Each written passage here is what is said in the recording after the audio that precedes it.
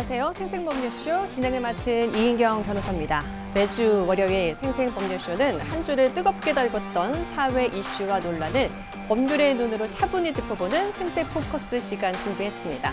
연예계 사건부터 경제, 사회 이슈까지 뉴스에서 접하는 다양한 사건들을 법적으로 어떻게 봐야 하는지, 어떤 쟁점들이 오가는지를 현직 변호사들과 함께 깊이 있게 살펴보겠습니다. 그럼 오늘 함께해 주실 변호사님 소개해드리죠. 생생법률쇼의 비타민 같은 변호사 두 분이십니다. 어서 오십시오. 안녕하세요. 네, 먼저 김동희 변호사님부터 소개해 주실까요? 네, 비타민으로 소개받았는데요. 네, 비타민 C와 같이 상큼하게 모든 사건을 해결하고 싶은 김동희 변호사입니다. 네, 반갑습니다. 네, 그리고 오정석 변호사님도 자리하셨는데요. 네, 저도 김동희 변호사님과 함께 출연하는 덕분에 같이 비타민에 좀 얹힐 수 있었던 것 같고요. 열심히 비타민 복용은 하고 있습니다. 계속해서 비타민 복용 열심히 해서 여러분들에게 도움이 되는 그런 변호사 되겠습니다. 오정석 변호사입니다. 네, 상큼하신 비타민 같은 두 분의 변호사님과 함께 컨디션 좋으신 걸로 알고 새롭게 잘 시작해 보겠습니다. 새로운 세대의 변호사 두 분과 함께 본격적으로 생생포커스 시작해 보도록 하겠습니다. 지금 이 방송은 유튜브를 통해서도 실시간으로 함께 방송되고 있으니까요. 많은 시청 부탁드리고요. 유튜브를 통한 소통의 창구도 활짝 열어두겠습니다. 방송 중에 궁금하신 질문도 올려주시면 답도 해드릴 테니까요. 많은 참여 바랍니다. 여러분은 지금 생생법률쇼와 함께하고 계십니다.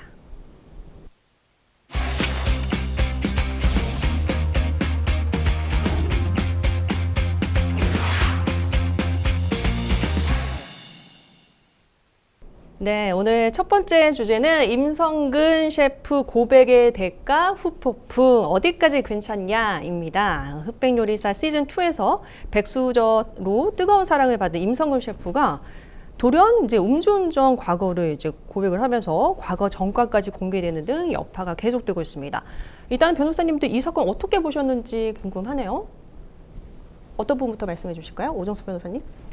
네, 우선 저는 흑백 요리사를 아주 재밌게 봤는데요. 예. 재밌게 봤는데 이게 음주운전 전력을 공개한 그 용기에 일단 박수를 드리고 싶다는 생각이 처음엔 들었고, 이제 그럼에도 불구하고 이에 따르는 불이익은 당연히 이제 감수해야 될 부분이 아닌가, 이런 좀 시점으로 바라보고 있다가 지금은 어쨌든 방송 출연도 하겠다고 하고 이렇게 좀 마무리가 될 수도 있는 상황에서 계속해서 추가적인 정보가 유출이 되고 이게 확산이 되는 것은 지금 좀 문제가 심각해지고 있지 않나, 멈추어야 되지 않나라는 생각이 좀 드는 입장입니다. 네, 김동희 변호사님은 이렇게 이 사건 처음에 접하셨을 때 딱 이런 느낌 들었다, 이런 게 있을까요? 네, 사실 처음에는 이제 그 임성근 셰프님이 고백도 고백인데, 예. 잘 이제 술이 나오는 그런 방송에서 또 동시에 음주운전 사건을 사실 약간 가볍게 고백을 좀 하셨어요. 예. 이제 그래서 더더욱 좀 사회적으로 좀 지탄을 받았던 게 아닌가 하는 생각은 했는데, 저도 이제 오정석 변호사님 말씀하신 것과 같이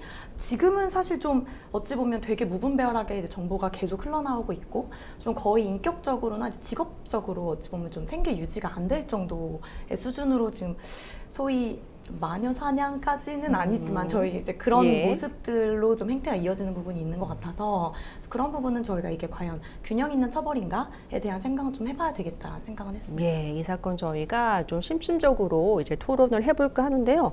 자, 임성근 셰프 자신의 유튜브 채널이었어요. 유튜브 채널에서 말씀해 주신 것처럼 이제 그 술잔을 네. 기울이면서 사회자와 함께 내가 술을 좋아해서 이랬던 적이 있었다라고 하면서 이제 고백이 이제 시작이 됐습니다. 그때의 이제 고백이 뭐였냐면 10년에 걸쳐 3번 정도 음주운전을 했다. 그리고 10년 전에 술에 취해가지고 차 시동을 걸어놓고 이제 잠든 적도 있었다. 가장 최근에 이제 적발된 거는 한 5, 6년 전이었다. 이렇게 밝혔는데요. 그런데 이후에 언론에서 그것만이 다가 아니다. 전과가 더 있다. 그러니까 음주운전 전과도 더 있고요. 폭행 전과까지도 이제 드러나게 됐습니다. 이걸 두고 이제 임성근 셰프는 개인정보 유출 아니냐 이렇게 항변을 하고 있습니다. 이렇게 본인이 먼저 음주운전 사실을 전과를 고백을 했는데 이후에 수사 기록이나 전과 정보가 이렇게 확산이 돼도 정보 공개에 대해서 동의했다라고 볼 수 있을지, 아니면 별도의 개인정보 침해 이런 것들이 성립할지 그게 좀 궁금한데요. 두 분은 어떻게 보셨어요? 근데 사실 고백을 했다고 해서 저희가 이제 개인 정보를 보호하는 이유가 사실 어찌 보면 그 개인 정보라는 게 되게 중요한 정보이고 이게 무분별하게 남에 의해서 밝혀지는 게 꼭 올바르냐라고 볼 수는 없기 때문에 저는 보호한다고 생각을 하거든요. 그래서 물론 뭐 고백을 하셨고 그 범위까지는 이 공개에 대해서 동의했다고 볼 수는 있지만 지금 나머지 전과라든지 이런 것들은 어찌 보면 또 되게 민감한 정보이고 이런 부분까지 모두 공개되는 것에 포괄적으로 동의했다? 라고는 볼 수는 없다고 생각을 해서 예. 이거는 이제 어찌 보면 그 셰프님의 그 주장과 같이 어느 정도는 개인정보의 침해의 소지가 있다라고 생각은 하고 있습니다. 그러니까 3번 정도 음주운전 한 것까지는 내가 정보 공개에 동의했지만 네, 완전히. 그 네. 외에 포괄적으로 많은 것들까지 정보 공개에 이제 동의한 것은 아니다. 그러니까 이제 침해가 성립할 수도 있다라는 의견이셨고 오종석 변호사님은 어떻게 보세요? 네, 저도 이 부분에 있어서는 같은 생각입니다. 예. 뭐 본인이 먼저 밝힌 부분에 있어서는 사실 뭐 동의의 여부가 아니라 본인이 먼저 네. 밝힌 거니까 예. 여기에 대해서 뭐 재확산되는 것까지는 동의를 했다고 볼 수 있겠지만 그 외에 나머지 민간 정보까지 뭐 동의를 했다고 볼 수 없는 건 당연한 거고, 근데 물론 이 동의 없이 나머지 민감 정보들이 유출된 그 자체에 대해서 정당성이 있냐 없냐 이거는 또 변론의 문제라고 생각이 되고요. 일단 예. 동의를 했냐라고 물으면 당연히 동의를 안 한 부분이다라는 입장인 겁니다. 예, 사실 저는 임성근 셰프에 대해서 뭐 요리 프로그램을 잘 안 봐서 그런지 사실 이 논란이 불거진 이후에 이분이 어떤 분이신지를 알게 됐거든요. 어떻게 보면은 저같이 생각하시는 분들은 이 사람이 뭐 흑백 요리사에 나오기 전까지는 그냥 일반은 아니었어? 라고 생각하실 수 있을 것 같아요. 그래서 뭐 방송 프로그램을 통해서 뒤늦게 이제 유명해졌는데 이 유명세를 뒤늦게 받았다고 해서 과거의 전력을 문제 삼을 수 있냐라는 어떠한 문제 제기도 저는 가능할 것으로도 보입니다. 자, 그렇다면 이제 두 분이 보시기에 사실 공적인 인물인지 사적인 인물인지에 따라서 어느 정도 보호해 줘야 되는지가 좀 달라질 수 있는 부분이 있잖아요. 그래서 임성근 셰프에 대해서 뭐 공인이라고 일단 볼 수 있을지 이 견해에 대해서 좀 궁금하고요. 한 개인으로 봐야 될지 이 부분에 대해서 어떠한 생각을 갖고 계신지 궁금하거든요. 오정석 변호사님 어떻게 생각하세요? 사실 뭐 공인이라는 말의 사전적 의미까지 고려를 하면은 사실 임성근 셰프가 공인이라고 뭐 볼 수는 없죠. 당연히 이제 사인, 예. 개인이라고 생각이 되긴 하는데요. 다만 그렇게 따지면 연예인도 마찬가지로 공인이 아닌 거고 그런 잣대들이 다 희미해지는 것인데, 최소한 방송에 출연을 해서 뭔가 사회적 대중의 신뢰를 바탕으로 영리까지 취하는 일을 하는 입장이라면은 공인이 아니라도 공인에 준하게 뭔가 그런 엄격한 잣대가 당연히 세워질 수밖에 없지 않나라는 생각입니다. 예, 김동희 변호사님은 공인입니까 사인입니까 어떻게 생각하세요? 근데 이제 저는 또 이제 MC님과 예. 다르게 이제 음악 프로그램을 되게 좋아해요. 음악이라 요리 프로그램을 되게 예. 좋아해요. 이제 먹는 걸 또 좀 좋아하고 해가지고 예. 이제 그러다 보니까 이미 이전에 흑백 요리사 나오기 이전부터 이제 한식대첩에서 우승도 하셨고 해가지고 예. 이분을 알고 있었어요.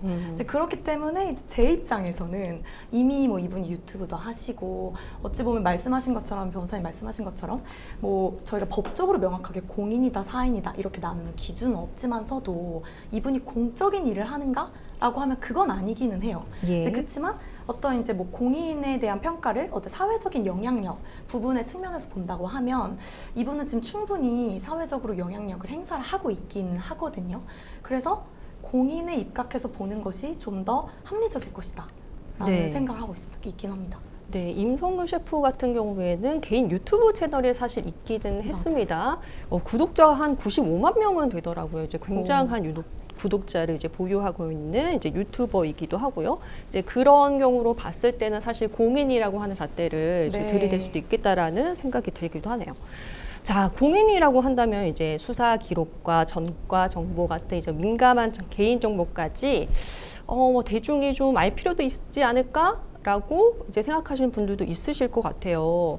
특히 이제 언론이 1999년도 사건에 이제 그 음주운전 사건, 그러니까 혈중 알코올 농도가 거의 취소 상태였다고 하고요. 이 부분이 또 좀 굉장히 사회적으로 논란이 된 것이 그때가 이제 집행유예 기간이었다는 거예요. 그러니까 그 얘기인 즉슨 면허가 취소되었고 집행유예 기간이라면 무면허 운전을 또 했다는 거잖아요. 그 이후에 또 음주운전 때문에 적발이 됐다라고 하는 거는요. 그런 전력까지 이제 상세하게 지금 보도가 된 상태입니다. 이 보도의 행태를 대중들이 알 권리를 위해서 정말로 공익적 보도라고 볼 수 있을지, 조금 과하다, 좀 사회적으로 너무 과한 잣대를 들이대는 거 아니냐라고 볼 수 있을지, 여기에 대한 견해도 좀 궁금한데요, 김동희 변호사님. 네, 사실 뭐 공익적 보도라고 하면은 이제 공익적 목적에 의해서 이제 저희가 했다는 예. 얘기인 거고, 그러면 이제 공익적 목적이라 하면 지금 이럴 때는 저희가 이제 공익적 판단을 함으로 인해서 있어서 임 셰프님을 필요한 정보이냐 아니냐, 이 부분이 저는 좀 중요하다고 생각을 하거든요. 이제 그래서 뭐 어떻게 보면 뭐 폭력 사건이 있었다, 뭐 3회가 아니고 4회였다 정도의 이제 저희가 이 사람이 실제로 뭐 이렇게 방송 활동하는 데 있어서 뭐 공익적 판단을 받는 것에 있어서 필요한 정보라고 그 정도는 생각을 하는데, 아까 이제 MC님 말씀해 주신 것처럼 어떤 99년도에 혈중 알코올 농도가 수치가 어디까지 갔다, 뭐 취소 수준에 이르렀다, 이것은 저는 이제 공익적 판단보다는 어찌 보면 좀 비판을 받게 만들기 위해서 조금 더 이제 굉장히 자세한 수준으로 보도를 했다라고 예. 보고 있거든요. 그래서 저희가 이제 공익적 보도를 위한 정도의 최소 침해는 필요한 게, 최소 침해를 해서 보도가 필요한 건 맞으나 너무 지나친 침해는 좀 지양해야 되지 않나라고 생각하고 있습니다. 네, 오정석 변호사님은요? 너무 제가 할 말을 다 해주셔가지고 아, 네. 뭐 무슨 말을 그래요? 더 추가로 해야 될지 모르겠지만, 저도 네. 마찬가지로 어느 정도가 아니고 사실 공익적인 측면이 더 강하다는 생각은 들어요. 당연히 사회적 영향력을 예. 끼치는 그런 위치에 있기 때문에 공익적인 측면이 더욱 강하다. 다만 좀 과한 부분이 있다. 왜냐면은 이 국민의 기본권을 좀 제한하는 데 있어서 제한은 필요할 수 있지만 침해까지 사실 가면 안 되는 것이거든요. 근데 예. 말씀하신 것처럼 그 과거 몇십 년도 전에 그 혈중 알코올 농도의 수치까지도 드러내는 것은, 이것은 공익 목적이라기보다는 비난의 좀 목적도 섞여 있는 것 같다라는 일단 생각이 듭니다. 네. 그런데 이제 본인이 본인의 전과에 대해서 이제 고백을 했잖아요. 네. 그래서 나는 뭐 사실 뭐 조금은 뭐 부끄럽게 생각할 수도 있지만 이거를 그냥 훌훌 털어버리고 가겠다라고 하는 심정을 그때 술을 마시면서 이제 이야기를 하시긴 하시더라고요. 근데 본인이 그렇게 이제 공적인 자리에서 발표를 했기 때문에 언론의 입장에서는 우리가 그러면 좀 검증할 필요 있지 않겠어? 뭐 또 대중들도 궁금해하고 하니까 이제 그런 측면에서 본다면, 보도의 측면에서 그렇게 한다면 또 보도한 사람의 입장에서는 그러한 이유를 또 대변할 수 있지 않을까, 이런 생각도 들거든요. 음주 전력이 있다라는 사실 자체를 보도를 하는 것에 있어서는 그 부분에 있어서 예. 당연히 동의를 하지만, 제가 말씀드린 부분은 구체적으로 음주 수치가 얼마였고까지는 사실 그것까지 알 필요는 없는 부분이라고 생각을 하는 거거든요. 예. 그러니까 뭐 최소한의 침해 범위를 충분히 벗어난 부분이라고 생각이 들어서 네. 과하다는 생각입니다. 그러니까 뭐 언론이 뭐 검증할 수는 있겠지만 구체적인 수치나 이런 것들까지 좀 개인정보 침해 우려의 소지가 있을 만큼의 과한 정보를 내놓는 것은 문제가 있다라고 하시는 부분에 있어서는 두 분의 의견이 좀 일치한다. 네. 이렇게 네. 좀 봐도 될까요? 예. 네, 그리고 요즘 사실 이제 그러다 보니까 가족에 대한 것 정보까지 다 공개가 되고 있어가지고 이제 예. 그 부분에 대해서는 가족에 대한 비난을 멈춰달라라는 이제 뭐 이런 그 글까지 내셨더라고요. 이제 그분이. 그래서 이 부분은 저희가 이제 아무래도 정보를 계속 내다 보니까 이게 정보가 제한되지 못하고 결국 가족까지 이게 좀 뻗어나가는 게 확장된 것이 아닌가라는 생각이 들어서 이제 그런 면에서 저희가 좀 이런 부분을, 물론 말씀하신 것도 뭔지는 알겠어요. 이게 어느 정도 그냥 음주운전이 아니라 이런 과한 음주운전이었다라는 측면을 말하고 싶어서 이제 그런 보도가 이루어졌다고 생각은 하는데, 저희가 사실 이렇게 생각하기 시작하면 진짜 끝이 없거든요. 어디까지가 보도가 이제 가능한 범위인가를 생각하면. 이제 그래서 저는 이제 변호사님 말씀하신 것처럼 뭐 그런 너무 구체적인 수치보다는 특히나 이제 그 기간을 생각했을 때 되게 과거의 일이니까 예. 좀 어느 정도 있었던 사실이 맞다. 그리고 뭐 있었다면은 그때 3회가 아니고 4회다 정도로 이제 좀 사회적으로는 이런 분위기로 가야 되지 않는가라는 이제 생각을 말씀드렸던 거예요. 예. 김성근, 네. 제가 좀 또 추가로 또 드리고 싶은 말씀이 있어가지고, 사실 이 공익적 보도의 목적이라는 거는 아까 얘기했듯이 계속 공익이 중요한 거잖아요. 예. 그렇게 공익적 보도를 이게 공익적 보도냐 아니냐라고 지금 판단하는 이유 중에 하나가 예. 임성근 셰프를 공인으로 볼 수 있냐 아니냐의 네. 문제부터 시작이 됐던 건데, 우리가 공인이 아니라 뭐 준공인으로 본다고 하더라도 이 준공인으로서의 활동이 제한될 정도의 공익적 보도가 돼야 되는 것이지, 예. 그러한 활동을 벗어나서 뭔가 사적으로 그냥 일반 개인으로서 살아가는 삶에 있어서까지도 그 갱생 자체가 불가능할 정도로 낙인을 찍는 효과까지 가는 것은 과하지 않나라는 입장인 것입니다. 예, 임성근 셰프가 또 이런 말을 했습니다. 이 처음에는 말씀드릴 때 이제 기억을 더듬어가지고 밝힌 거였다. 뭐 벌금 낸 걸 다 기억하는 사람도 없을 거다. 누가 그걸 다 기억하느냐. 대한민국이라는 나라가 어떻게 보면은 아무리 나쁜 놈이라도 다 보호하지 않냐. 라고 이제 강변을 했어요. 전과 기록이 법적으로 소멸하면은 사실 보도도 금지되어야 하는 건지 이 부분에 대해서도 좀 의견이 궁금한데요. 김동희 변호사님. 사실 이런 말을 안 하셨으면 좋았을 걸이란 생각을 잠깐 했고요. 예. 뭐 당연히 전과 기록이 있었다고 한다면 이제 그게 설령 이제 저희가 뭐 한 벌금형이고 2년이 지나서 저희가 뭐 신원조회가 되지 않는 그런 기록이 됐다 하더라도 예. 뭐 있었던 사실 자체를 저희가 보도하는 거를 금지한다는 측면은 아니니까요. 이제 이걸로 인해서 저희가 뭐 법적으로 어떻게 뭐 불이익을 받을 부분을 없애기 위한 제도인 거지. 예. 있었던 사실을 무조건 없었던 일처럼 만들어야 된다라고 생각하진 않기 때문에 보도는 전 별개라고 보고 있습니다. 그러니까 사실 보도 정도는 뭐 금지할 필요 없다. 이거는 뭐 네네. 보도할 수 있다. 그러니까 아까 얘기하셨던 부분에 이제 같은 맥락에서 본다면은 그러니까 그 정도의 문제이지 네네. 그것이 확산돼서 차후에 다른 피해까지 이제 창출이 네. 되면 되지 않으니까 이제 이 부분에 대해서 좀 염려를 하시는 부분인 것 같고. 전과 기록이 법적으로 소멸을 했어요. 법적으로 소멸했으면 사실 보도도 금지되어야 되는 겁니까? 어떻게 생각하십니까? 기본적으로 전과 기록을 소멸시킨다는 것 자체가 그 사람의 뭐 어떤 잊혀질 권리도 예. 포함된 개념이라고 생각을 하기 때문에 사실 기본 원칙은 보도가 되면 안 된다라는 게 맞다고 봅니다. 예. 다만 예외적으로 지금 임성근 셰프와 같이 계속 반복되는 얘기지만 사회적 영향력을 행사하는 그런 특별한 지위에 있을 때만큼은 당연히 예외가 인정될 수 있는 부분이 아닌가라는 생각입니다. 예, 어떻게 보면은 사실 요즘에 학폭 문제도 사실 많고 학폭 문제도 사실 청소년기에 학교 다닐 때의 문제지만 그 부분에 대해서 우리가 또 재차 소환을 해가지고 어떤 연예인들에게 다시금 사회적인 책임을 묻고 있잖아요. 그러니까 이 맞습니다. 부분에 있어서는 사실 또 임성근 셰프와 같은 맥락에 있다라고 보이기도 하거든요. 그런 부분에서 본다면 그 보도도 이제 금지하진 않으니까요. 지금은 그렇죠. 지금 그 부분도 우리가 항상 이제 보도를 통해서 뉴스를 통해서 볼 수 있는 부분이기 때문에 사실 보도로 뭐 금지를 해야 된다는 것 자체까지는 조금 과한 처사가 아닌가라는 생각도 드는데요. 예. 네, 그래서 저는 근데 변호사님 말씀하신 게 너무 맞다고 생각하는 게 사실 저희가 이제 무조건 뭐 아까 뭐 나쁜 놈도 다 보호하지 않냐 뭐 예. 이런 말을 했다라고 이제 그 말이 나왔는데 사실 그 말은 저희가 뭐 나쁜 놈을 보호해야 되지 않냐 이게 뭐 이런 보도에서 보호해야 된다 이런 말이 아니고 예.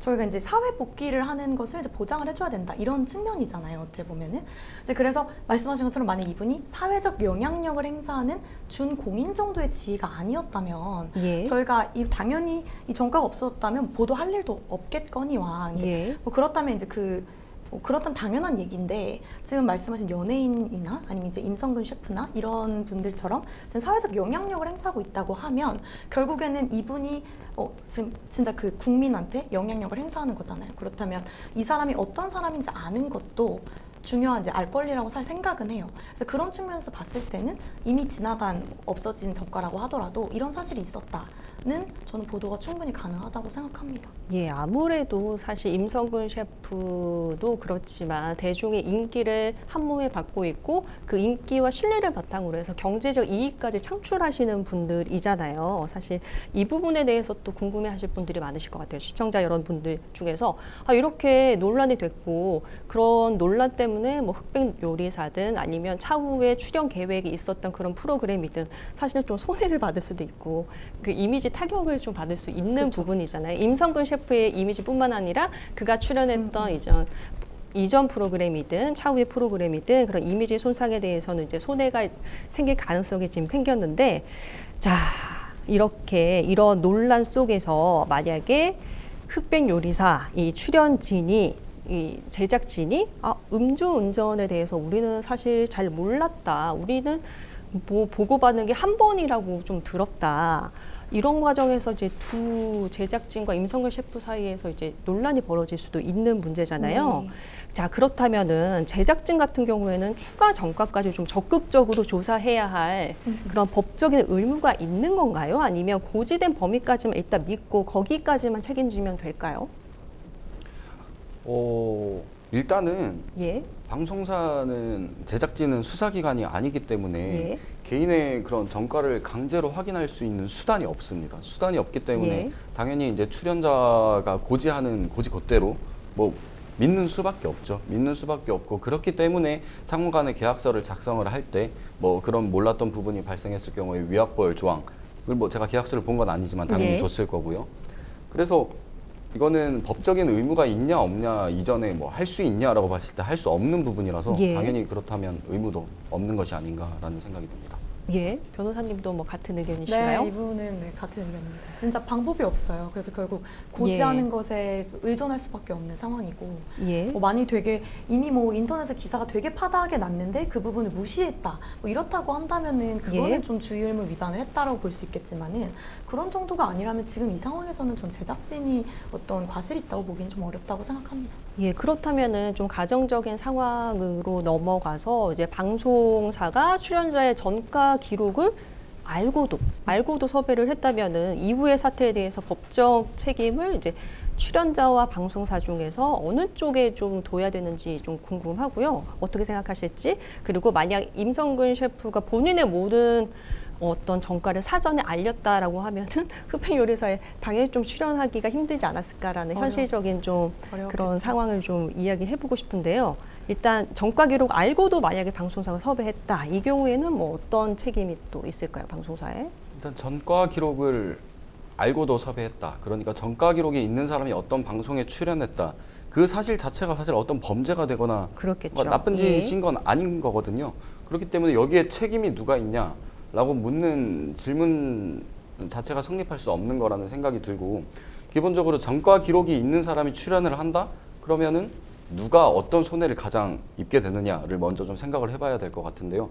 물론 그 출연자 개인의 명예가 막 훼손되고 이게 다 예. 까발려지니까 그런 손해도 있겠지만 사실 방송사 제작진 본인들이 가장 큰 손해를 입는 상황일 예. 거란 말이죠.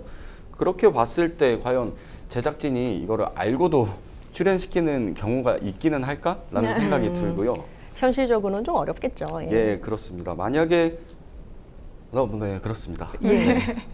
네. 김 변호사님은 어떻게 보세요? 네, 뭐 이게 아마 계약서를 저도 뭐 본 건 아니지만은 예. 계약적으로 다 이제 되어 있을 거예요. 이제 아마 너가 고지를 충분히 해야 된다. 그리고 예. 만약에 이 지금 방송에 나가는 데 있어서 너의 어떤 행실로 인해서 우리한테 이런 손해를 끼칠 만한 일이 일어난다면 위약을 해야 된다. 위약금 뭐 조항 같은 게 있을 거라는 생각이 들고요. 예. 다만 이제 저는 그런 생각은 했어요. 물론 뭐 말씀하신 것처럼 요리 프로그램에 음주운전이 이제 1회인 줄 알았으니까 뭐 이 정도는 괜찮지 않을까라는 생각에 그냥 출연을 시키긴 했을 거예요. 근데 이게 출연자와 제작진 간의 계약도 있지만은 또 뭐 넷플릭스와 제작사, 뭐 이제 어떤 그런 OTT 플랫폼과의 계약도 분명히 있을 건데 그때의 그 계약간에는 이제 과실이 있다고 볼 수도 있지 않을까라는 생각을 잠깐 하긴 했어요. 왜냐면 어쨌든 이제 1회 음주운전을 밝혔고 예. 요즘에 이게 첫 번째도 아니고 두 번째이기 때문에 그 파급력을 생각을 했을 때는 이게 분명히 문제될 수도 있다는 점을 알고는 있었을 거예요. 그래서 예. 그런 부분은 좀 과실로 볼 수도 있지 않았을까라는 생각을 했습니다.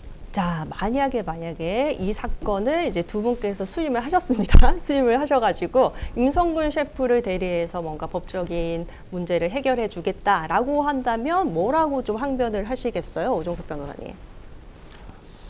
일단 본인 스스로 예, 뭐 전체는 아니지만 예. 일부 과거의 그 전과 전력을 밝혔다는 거, 그 부분이 좀 이 손해배상 금액을 산정하는 데 있어서 좀 참작되어야 될 요소가 아닐까, 이 부분에 대해 집중을 좀 할 것 같고요. 예, 그리고 이게 기사들을 보니까 임성근 셰프가 어쨌든 제작진에 대하여 자신의 음주 전과 기록에 대해서 고백을 사전에 했었다고 하더라고요. 예. 사전 고지를 했었고 그 횟수를 전부 다 얘기한 건 아니지만 어쨌든 그런 부분에서 봤을 때 제작진의 과실도 일부 있는 거는 또 사실로 볼 수 있으니까 그런 점을 강조를 해서 이 손해배상액을 감액시키는 데 좀 집중을 할 것 같습니다. 변호사님 반대로 이제 방송사 제작사의 이제 대리인이다라고 한다면 이러한 항변에 대해서 또 뭐라고 이제 이제 뭐 하시겠어요? 완벽히 반박해야죠. 이제 그렇죠. 우리는 고지 의무를 너에게 줬는데 예. 아니 1회도 아니고 3, 4회는 이거 좀 심한 거 아니냐 이렇게 예. 하면서 이거는 정도가 너무 다르다. 뭐 이제 이런 이제 주장을 당연히 해야 되겠고요.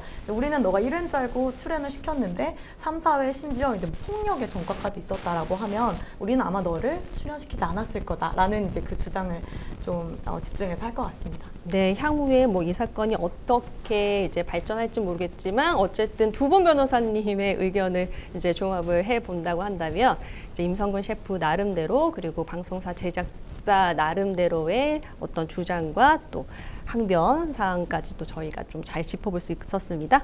자, 임성근 셰프의 뜬금없는 전가 고백 이후에 논란이 되고 있는 사건에 대해서 저희가 자세하게 얘기 나눠보고 토론해 봤습니다.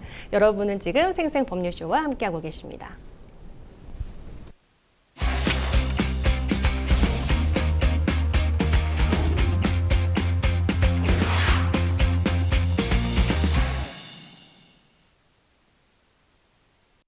조금씩 나. 네, 생생포커스 두 번째 주제는 사실을 말하면 처벌받는 나라, 사실적시 명예훼손 정당한가입니다. 이 주제가 최근 다시 이슈가 된 배경부터 설명을 좀 해볼게요. 양해들, 그러니까 양육비를 해결하는 사람들이 이제 사이트 운영을 재개를 했습니다. 아마 많은 분들이 들어보셨을 건데요. 배드파더스, 그러니까 양육비를 지불하지 않는 지급하지 않는 이제 아빠들의 신상을 공개해서 사회적 이슈를 불러일으켰던 민간 사이트인데요. 당시 운영자가 명예훼손으로 고소를 당했어요. 무려 29만 건의 고소를 당했고요. 결국 2024년 1월에 대법원이 배드파더스 운영진에 대해서 정보통신망법상 명예훼손을 인정을 했습니다.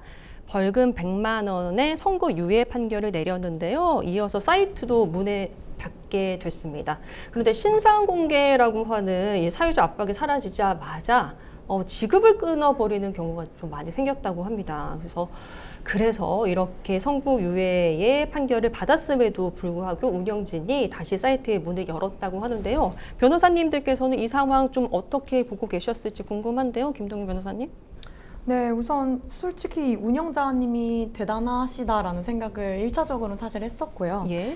네, 이제 법령이 이제 배드파더스 이후로 많이 개정이 되긴 했어요. 이제 그럼에도 아직 좀 실무적으로는 실효성이 부족했구나라는 생각을 하긴 했습니다. 예, 무정수 변호사님 어떻게 보셨어요? 저도 사실 단순히 배드파더스 이 사건뿐만이 아니라 최근에 뭐 정치계에서도 사실적시 명예훼손에 대해서 이거는 폐지해야 되냐 말아야 되냐 예. 이런 얘기가 많이 나오고 있잖아요.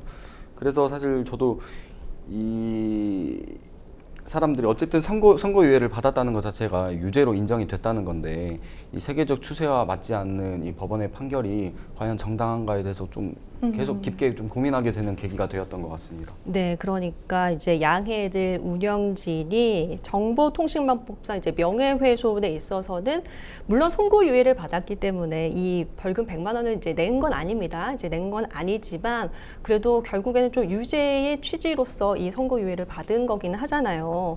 양육비 미지급 사실을 이제 공개하는 이 사실을 이제 적시하는 행위가 사실적시 명예훼손이라는 것인데. 공익이라고 보십니까? 이 부분에 대해서는 좀 어떻게 보셨어요? 저는 공익적인 측면이 강하다고 보긴 합니다. 예. 다만 어쨌든 저는 이 부분은 사적 제재 영역에 속한다고 예. 생각을 하거든요.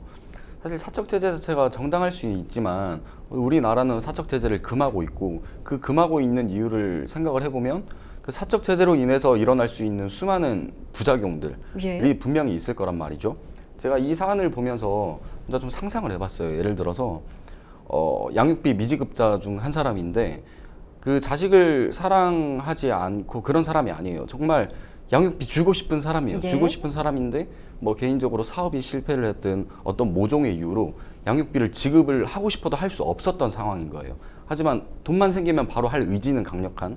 근데 그런 사람들마저도 그냥 주기 싫어서 주지 않는 사람들과 껴가지고 명단에 다 공개가 돼버렸을 때 예. 이게 뭐 무죄 추정의 원칙과는 좀 다른 개념이긴 하지만 나쁘지 않은 사람까지도 나쁜 사람으로 낙인이 찍힐 수 있는 그런 부작용을 사실 고려하지 않은 것이기 때문에 사실 사적 제재는 없었어야 하지 않나라는 생각입니다. 네, 그러니까 네. 양해들이라고 하는 사이트가 운영되는 취지에 대해서는 10분 뭐 이해를 하지만 네. 사실 사적 제재, 공적인 제도 안에서 뭔가 형벌을 통해서든 어쨌든 행정 처분을 통해서든 해결할 수 있는 문제들도 있음에도 불구하고 사적 제재를 하면 안 된다는 취지의 말씀을 해주셨어요. 김동희 변호사님은 어떠세요?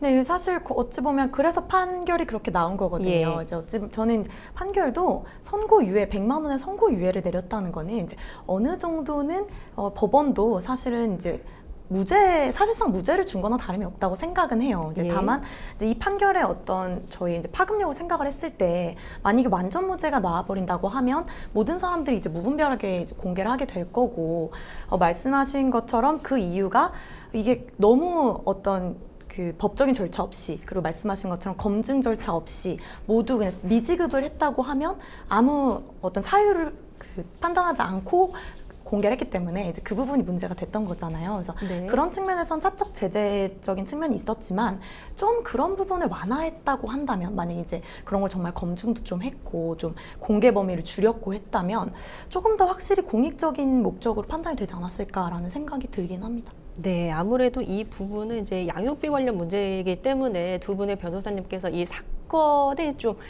많이 이 사건과 관련해서 양육비에 관해서 어떻게 생각하시는지에 대해서도 좀 말씀이 있으셨지만 저희가 이 부분에 대해서 본질적으로 이제 얘기하고자 하는 부분은 결국에는 사실을 얘기했는데 허위가 아닙니다. 허위를 얘기하면 당연히 뭐 형사처벌 받는 거에 대해서 뭔가 이제 반감을 가지실 분은 저는 없으실 거라 생각하는데 아니 뚜렷한 사실을 내가 이렇게 적시를 하고 얘기를 했는데 이걸로 내가 형사적인 처벌을 받아야 하는가라는 문제로 이제 본질적인 문제를 조금 더 이제 이야기를 해볼까 하는데요.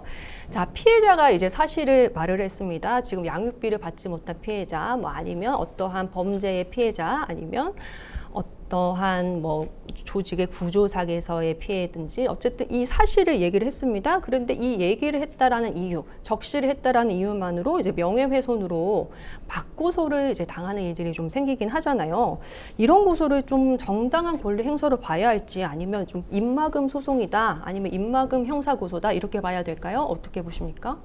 네, 뭐 일단 현행법상으로는 이분은 본인이 할 수 있는 권리를 행사했다고 생각은 해요. 물론 예. 정당한 거랑은 또 다른 의미이긴 하지만 근데 이제 뭐 또 사실 이 소송을 거는 보통 이유가 내가 이제 반의사 불벌이니까 취하해 줄 테니까 뭐 대신 뭐 합의금처럼 양육비를 좀 미뤄도 뭐 이해해 달라 내지는 뭐 양육비를 좀 줄여 달라 하는 경우가 있다고 하더라고요. 그래서 이런 경우는 저는 무효의 합의로 봐야 된다. 이제 어찌 보면 저희 103조나 104조에 해당하는 합의로 봐서 민법상의 네, 103조 104조에 네, 예. 뭐 이제 너무 불공정한 법률행위 뭐 이제 이런 합의로 본다면 이제 그런 부분을 무효로 봤을 때에는 뭐 이분들은 그래도 할 수 있는 권리를 행사한 거다라고 생각은 하고는 있어요. 예, 그러니까 뭐 맞고소는 할 수 있다. 자기의 명예가 훼손이 됐으니 뭐 고소할 수 있는 거 아닌가라고 이제 얘기를 하셨고요. 이렇게 좀 맞고소로 이제 입막음하는 이 현상이나 이런 거에 대해서 이걸 좀 종치시켜야 하는 건가라는 사실 그 의견들이 있을 수 있는데 우정석 변호사님은 어떻게 보세요? 저는 일단 뭐 사실을 얘기했다고 하더라도 명예가 훼손은 당연히 될 수 있는 거고 지금 예. 우리가 양육비 미지급에 대해서만 놓고 생각을 하다 보니까 한쪽으로 치우칠 수 있지만 예를 예. 들어서 뭐 성범죄 피해를 입은 피해자에게 굳이 알리지 않아도 될 그런 성범죄 피해 사실을 주변에 퍼뜨리고 다닌다고 하면 사실 이렇게 생각을 하면 당연히 처벌 가능성이 예. 처벌의 필요성이 높은 거잖아요. 그래서 이런 경우는 괜찮고 저런 경우는 안 괜찮고 이렇게 나눌 수 있는 기준이 없기 때문에 예. 현행법상 어쨌든 사실적시 명예훼손도 형벌의 대상으로 규정되어 있는 이상 정당한 권리 행사라고 보입니다. 그렇군요. 자, 국가에 이제 양육비 이행 제도와 선지급 제도가 사실은 마련이 되어 있습니다. 결국에는 이제 사적 제재를 하지 않고도 공적인 시스템 안에서 양육비를 청구할 수 있는 제도가 이제 마련되어 있긴 한데요. 시민단체가 이렇게 신상공개까지 하는 거는 이제 법의 영역을 침범한 위험한 사적 처벌로 보신다고 이제 얘기를 하셨고, 또 두 분께서 좀 같은 의견이셔가지고 좀 다른 의견이 나오시길 이제 바랬는데 이제 두 분 다 같은 의견이셨어요. 그렇기 때문에 그래도 좀 불가피한 좀 시민의 저항 아니냐. 이게 국가가 이렇게 시스템적으로 잘 해주면 좋은데 그럼에도 불구하고 실효성이 없으니까 우리가 사적으로 제재를 할 수 있는 거 아니냐라고 누군가가 강변하면서 물어왔다면 뭐라고 하시겠어요, 김정희 변호사님? 근데 이게 자꾸 뭔가 AI처럼 대답하게 되는 게 아니라 네. 감정이 좀 실리는 게 좀 그렇군요. 문제인데요, 지금. 네, 이제 뭐 사실 국가제도가 좀 원활하게 작용을 했다면은 이렇게까지 이제 뭐 사적 플랫폼이 작용할 필요는 없지 않았을까 하는 생각은 있어서요. 이제 뭐 불가피한 시민의 저항 쪽으로 제 입장이 좀 치우치는 거는 사실이기는 해요. 이제 이게 사안이 예. 워낙 또 이제 양육권과 이제 직결이 되다 보니까 이제 그렇긴 하지만 조금 이제 좀 이제 제가 그 제재를 걸자면 좀 너무나 그 뭐랄까 근거 없이 그 근거라는 것이 이제 어떤 이 사람이 정말 왜 이걸 지급하지 않았는지 미지급한 이유에 대해서 판단하지 않고 무분별하게 그냥 게시를 했던 것은 사적 처벌이었다라고 생각은 합니다. 예, 그렇기 때문에 조금은 반대하신다. 그 사적으로 이렇게 좀 제재를 하는. 제가 너무 애매하게 대답했죠. 제가 이게 네. 자꾸 심정적으로 예. 자꾸 이게 공개하고 싶어서 그런 마음이 좀 드는 건데요. 근데 이제 저희가 이제 법적 측면에서 얘기를 하자고 한다면 아무래도 법에서 계속 제도를 마련하고 있으니까 사실은 사적 처벌보다는 좀 이제 뭐 행정적이라든지 이제 법을 통해서 이런 그 제재를 가하는 것이 결과적으로 궁극적으로 저희가 가야 되는 방향이 아닌가라는 생각은 하고 있습니다. 예. 자, 뭐 비슷한 예로 양육비뿐만 아니라 직장 내 괴롭힘 역시 가해자 개인에게 직접 형사처벌이 없는 구조이긴 합니다. 자, 회사 징계에서 그치는 경우가 대부분이죠. 그렇다고 한다면 이제 피해자는 이제 이거 막 이렇게 직장 안에서의 뭐 인트라넷이나 이런 것들이 있을 수 있잖아요. 이런 거에 좀 알리고 싶고 이런 피해자의 이제 이런 부분을 좀 호소하고 싶고 그리고 어떻게 보면 그게 공익적인 입장이다라고 이제 대변할 수 있잖아요. 내가 이 사람에 대해서 경고 그리고 회사의 다른 동료들에게 이 사람 이러한 측면이 있기 때문에 조심해야 된다라고 하는 경고성이 있다.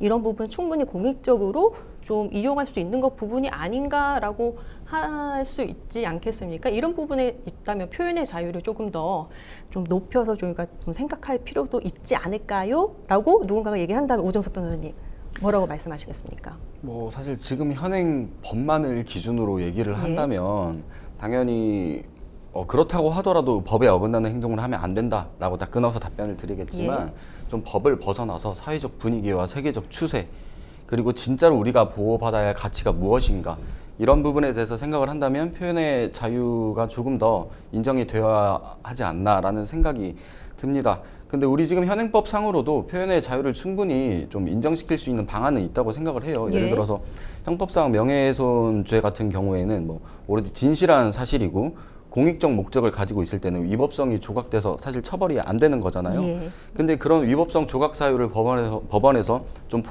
폭넓게 인정을 해주는 그런 분위기가 만들어진다면 가능할 수도 있을 것 같고 사실 저는 또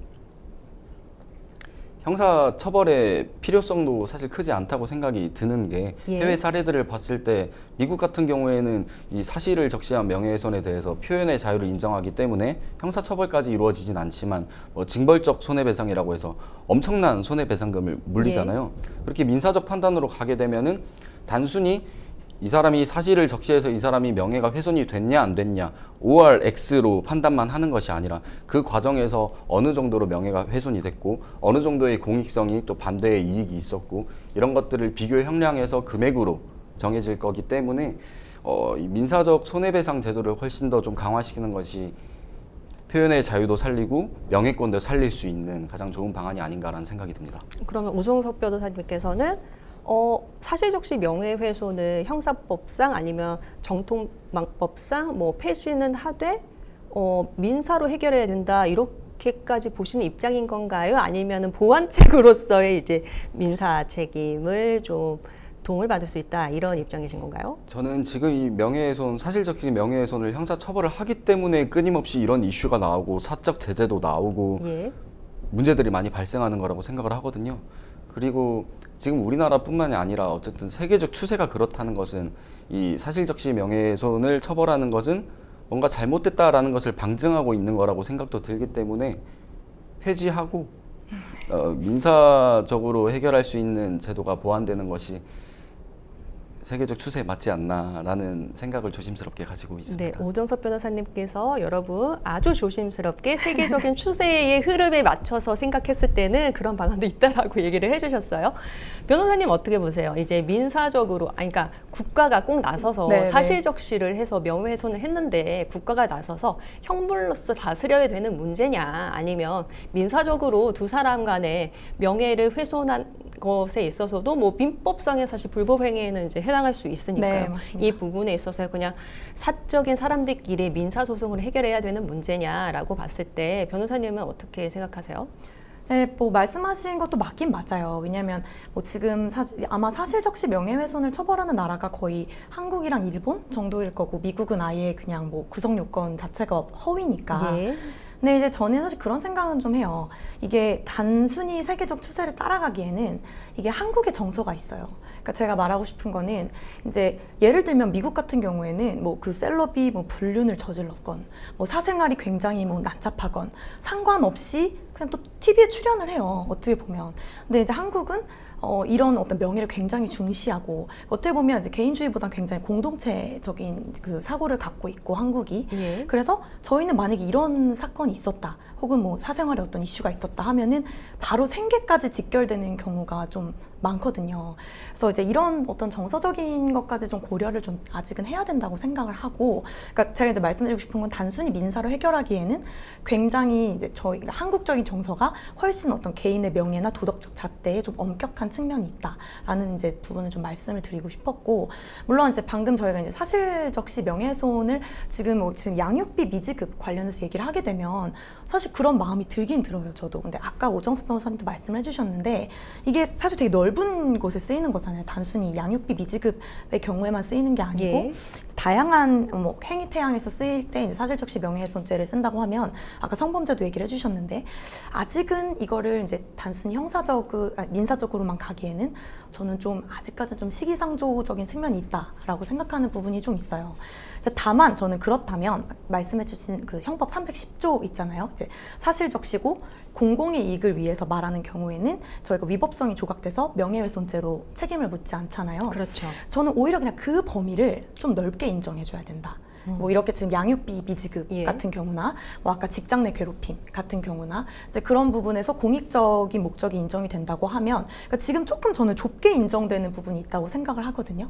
그래서 이 부분을 차라리 좀 넓게 인정을 한다고 하면 해결할 수 있는 부분이지도 않을까라는 생각을 하고 있습니다. 네, 뭐 세계적인 추세이긴 하지만서도 이제 네. 사실적시 명예훼손에 대한 범죄 자체는 이제 성립이 가능하도록 한국의 정서상은 이제 두 대 이제 공익적인 목적이 있는 경우에는 그 위법성이 이제 조각이 돼서 이제 책임을 묻지 않는 부분이 이제 사실적시 명예훼손입니다. 그렇기 때문에 그 부분을 좀 폭넓게 인정해 줬으면 좋겠다라는 말씀이신 것 같아요. 뭐 네, 맞아요. 덧붙여서 하실 말씀 있으신가요? 덧붙이는 게 아니고 좀 반대 의견이 반대 의견이시군요. 네. 예, 좋습니다. 일단은 뭐 형법상 위법성 조각 사유를 폭넓게 인정하는 거 저도 예. 뭐 말씀드렸던 의견이긴 하지만, 사실 이 나의 표현 행위가 공익적인 목적이었다라고 주장은 쉬워요. 주장은 네. 쉬운데 이게 공익이었냐 아니었냐 이걸 판단하는, 입증을 하는 게 사실 굉장히 어렵기 때문에 예. 위법성 조각으로 명예훼손이 성립하지 않는 그런 사안은 많지 않다고 제가 생각이 들거든요. 예. 그래서 사실 이 조문은 존재해서 뭐 조문 자체는 좋지만 실효성이 많이 떨어지지 않나라는 생각이 들고, 그리고 두 번째로 한국의 정서를 말씀해 주셨는데, 지금 오늘날의 한국의 정서를 바라봤을 때 배드파더스가 그 명단 공개를 함으로써 명예훼손으로 유죄 판결을 받았잖아요. 대부분의 국민들은 이 사안에 대해서, 사실 뭐 대부분이라고 제가 함부로 말씀드리면 안 되겠네요. 뭐 좀 많은 사람들이 네. 많은 사람들이 사실 배드파더스를 옹호하는 분위기가 더 크다고 저는 봤거든요. 예. 그렇게 봤을 때 한국의 정서도 결국은 표현의 자유를 중시하는 쪽으로 이미 기울지 않았나라는 생각이 듭니다. 네.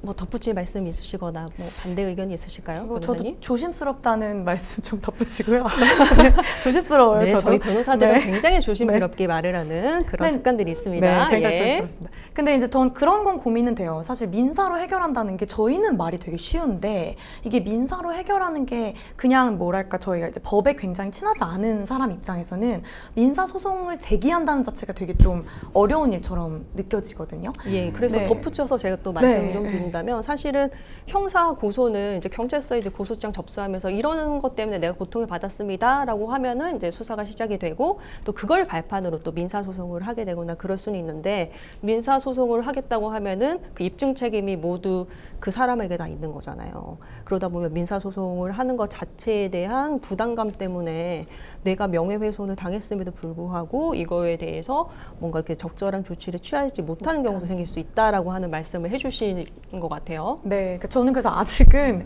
이제 이걸 두되 뭐 예를 들면 뭐 미국에는 그런 것도 있어요. 뭐 그 이제 봉쇄 소송을 뭐 막는다 해가지고 이런 의미로 이제 그냥 단순히 소송을 걸어서 뭔가 어떤 그 공익적인 행위를 못하게 하는 거를 이제 막는 결국 이제 특별하게 소각화를 미리 시키는 그런 제도가 또 있거든요. 그래서 뭐 그런 제도를 차라리 새롭게 만든다든지 왜냐면 말씀하시는 거에서 그런 건 있잖아요. 이게 사실 명예훼손 전체의 문제도 있지만 양육비 지급이라든지 뭔가 어떤 특정 어떤 이슈에 대해서 확실히 문제가 되는 측면이 있으니까 그런 부분에 대해서 좀 구제할 수 있는 제도를 좀 더 보완하는 게 낫지 않을까라는 생각을 조심스럽게 전해봅니다. 네, 그러니까 케이스 바이 케이스 별로 네, 좀. 그 뭐라고 해야 될까요? 사실적시 명예훼손을 존치시켜 주더라도 좀 다르게 어떤 예외적으로 제도적으로 할 수 조금 있는 보완을 해줬으면 좋겠다라는 의견이신 것 같아요, 변호사님. 동의합니다. 그렇군요. 그렇죠. 사실은 감사합니다. 뭐 존치를 하는 것과 뭐 하지 않는 것과를 떠나서 사실은 제도적으로 어떠한 양육비 문제랄지 다른 문제에 있어서의 제도적인 환경이 조성이 돼야 되는 거는 분명한 사실이겠죠. 예.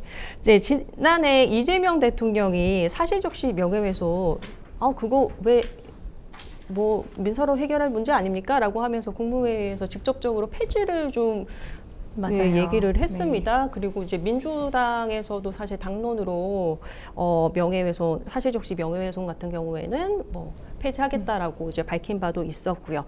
자, 그렇다면은 지금은 이제 사실을 말한 사람이 더 쉽게 이제 형사수사를 받게 된 구조로 그러면 이제 이해를 하게 되면 되는 건지.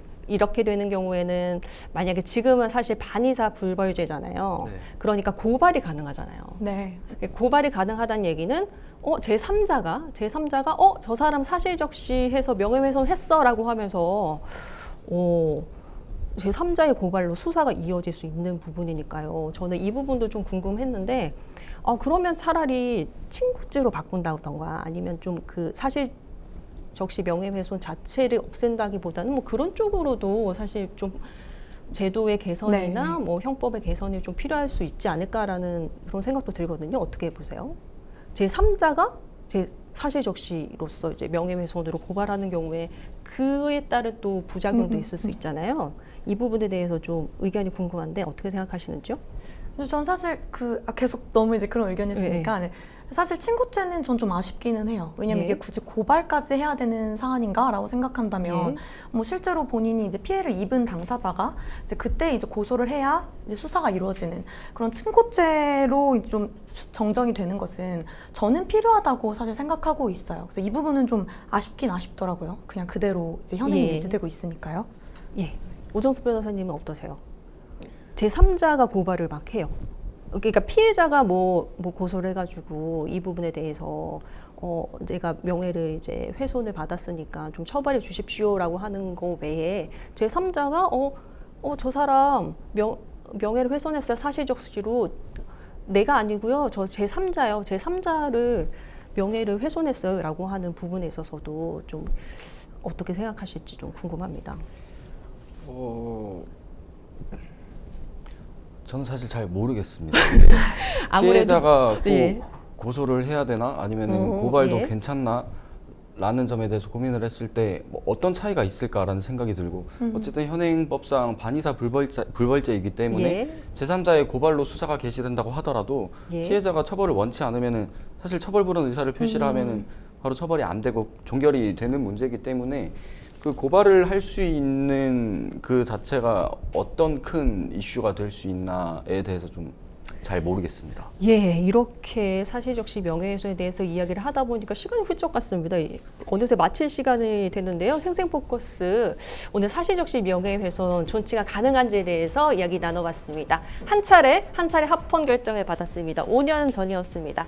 5년 전과 사람들의 많이 바뀐 사회적인 시선 때문에 합헌으로 유지될 수 있을지 요즘 많이 관심이 뜨거운데요. 두 분의 변호사님과 함께 이야기 나눠봤습니다. 오늘 이야기 나누셔서 감사하고요. 네. 감사합니다. 네, 생생법률쇼 마치겠습니다. 시청해주신 여러분 고맙습니다.